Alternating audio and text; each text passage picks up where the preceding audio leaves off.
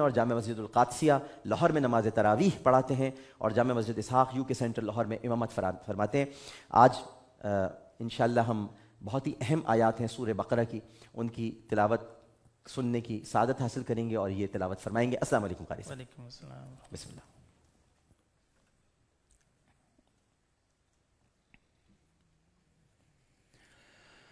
أعوذ بالله من الشيطان الرجيم. بسم الله الرحمن الرحيم.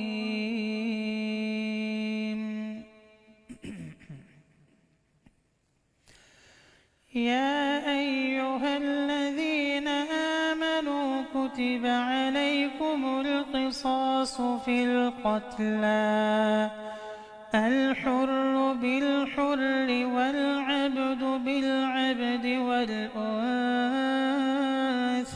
بالأنثى، فمن عفي له من أخيه شيء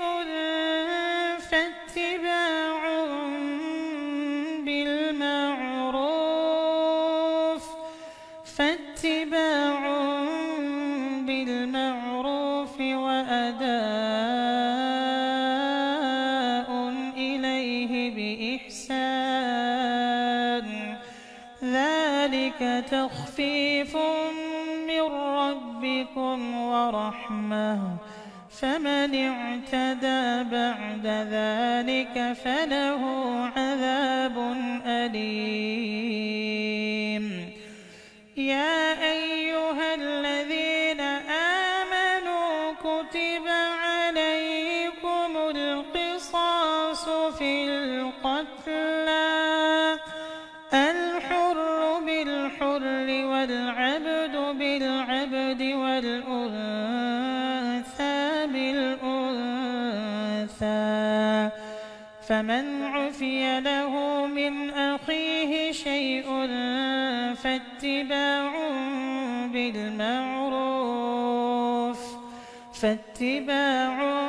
بالمعروف وأداء إليه بإحسان،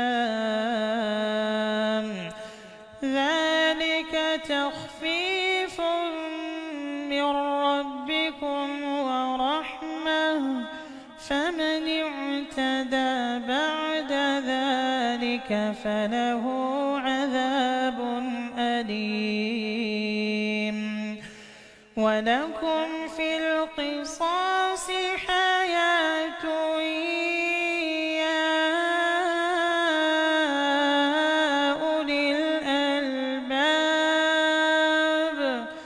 ولكم في القصاص حياة يا أولي الألباب،